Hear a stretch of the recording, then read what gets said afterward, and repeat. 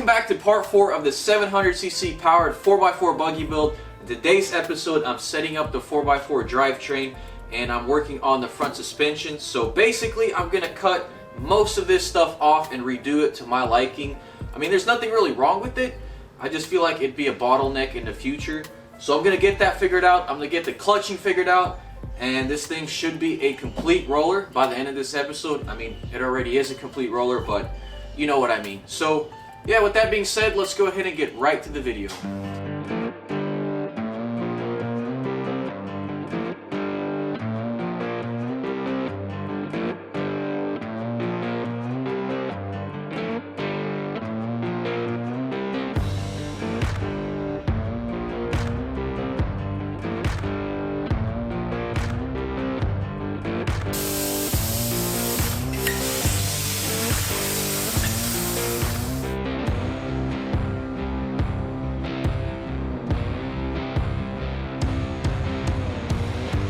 I tell you what though, plasma cutters are definitely a cheat code.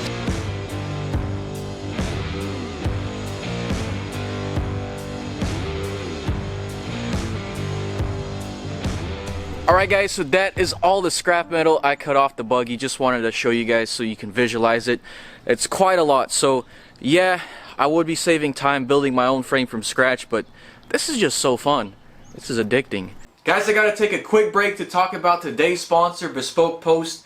Now, Bespoke Post is a monthly membership club that's free to join, and they send you cool things every month. Things like outdoor gear, barware, kitchen, and home goods, and even live oysters. So it's all based on a personal quiz that you take before signing up. Each box of awesome has around $70 in value, but you only pay a fraction of the price. 90% of the products in Bespoke Post boxes come from small brands, many of which are based right here in the US. Upon taking the quiz, you get to decide what you want. They have many different boxes, and if you don't like a box, you can always swap it out with a different one. So this right here is the Explorer box, and I actually am pretty big into hiking and camping and whatnot, so what they got in here is a cool little water bottle. They got a Nomad backpack. They got a snack bar in here and a survival LED headlamp. Next up is the survival box, which features a nice survival carry knife. This is very nice construction, very sharp. They have a survival book right here, some wire saw, and a paracord bracelet. This next kit is the Forge kit, and it comes with a Damascus knife with over 256 layers of steel. And wow, it looks so beautiful. I have never really seen Damascus in person. That is amazing. So to get 20% off your first box of awesome, head down to the description, use the code Vasily20 at checkout, or go to bespokepost.com/Vasily20 to get 20% off your first box of awesome. So huge thanks to Bespoke Post for sponsoring this video. With that being said, let's go ahead and get back to the video.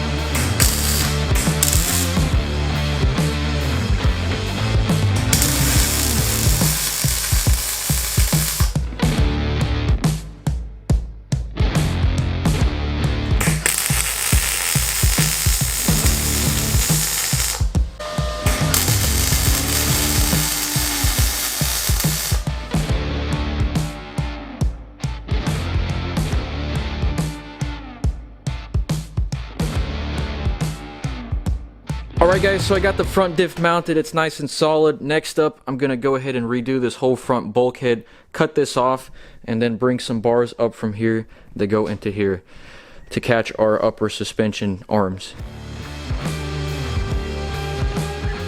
So I just wanted to throw these tires on to see if it contacts the frame, and it's going to be pretty close. We'll have to kind of offset the angles forward a little bit.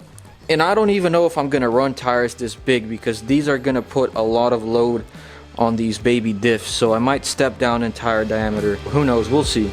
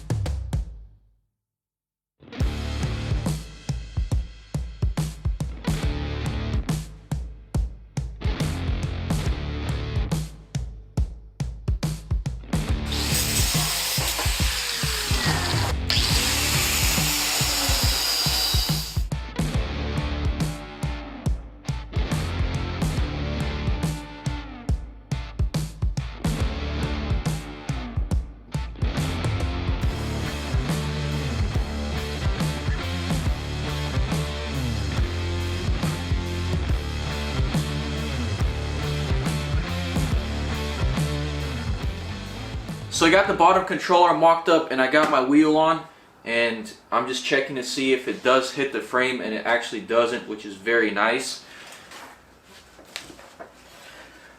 Okay, so the axle is running out of plunge, so I'm still gonna have to tweak this a whole bunch, and hopefully I can get it nailed.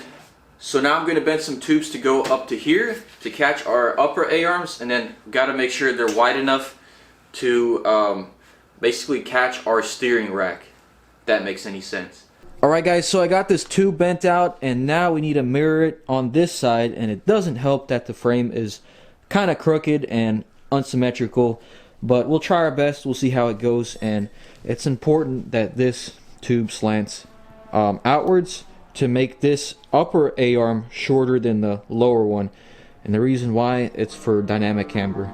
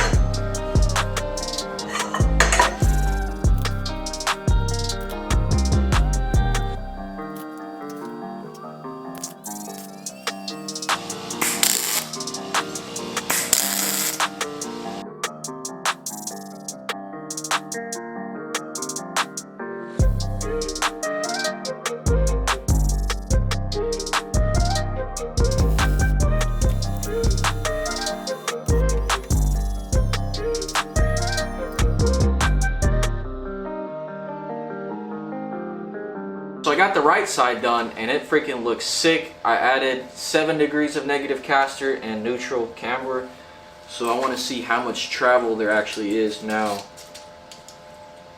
So okay, about 9 inches of travel. That is quite a bit of travel. We are actually limited by these stock ball joints right here, so if it wasn't for these, we'd have probably way more travel.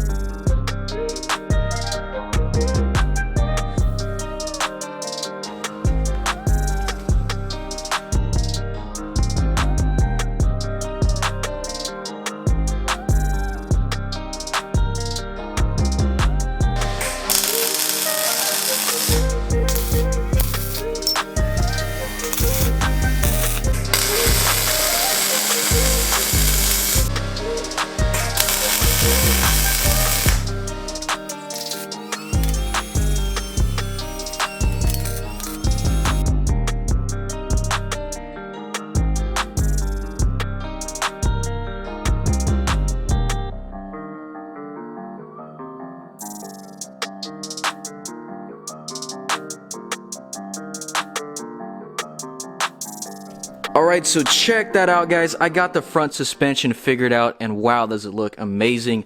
So happy with how it turned out. Next up, what I'm going to do is mount our shocks. They're going to go from here, and then I'm going to have to build some hoops because those shocks are pretty tall, and these are the ones I want to use because they will survive jumps. They have thick shafts, so they'll be pretty good for basically anything.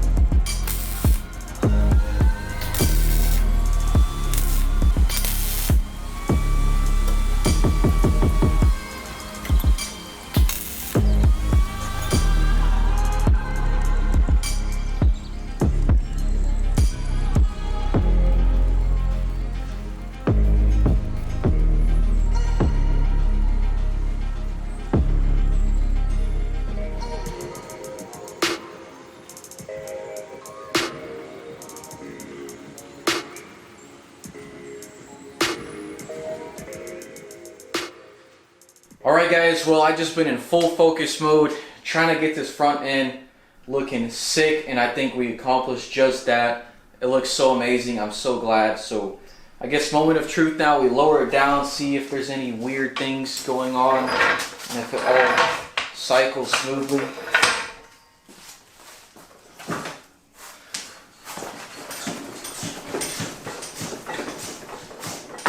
Wow, I'd say that's perfect.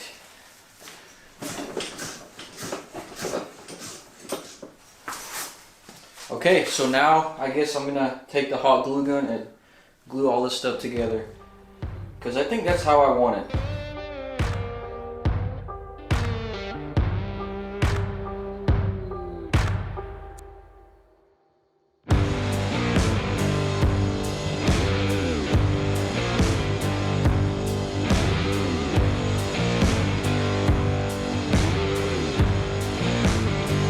And now the steering rack finally came in, so we can go ahead and start working on that. It's going to be kind of tough.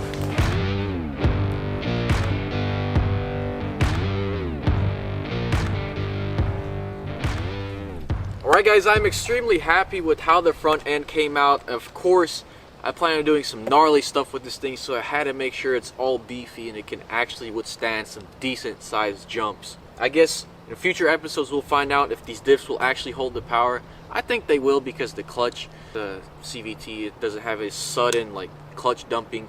So I think the diffs will handle the load just fine, and then we're gonna have to figure out, play with the steering in the next episode. That's gonna be kind of tough because there's not too much space, but we'll figure it out guys.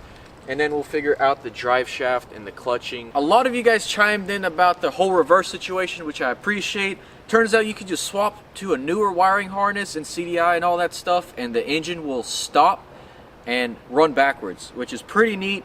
So yeah guys, with that being said, be sure to follow me on Instagram, subscribe to the channel if you're new, drop a like, and I have to catch you guys in the next one. Peace out.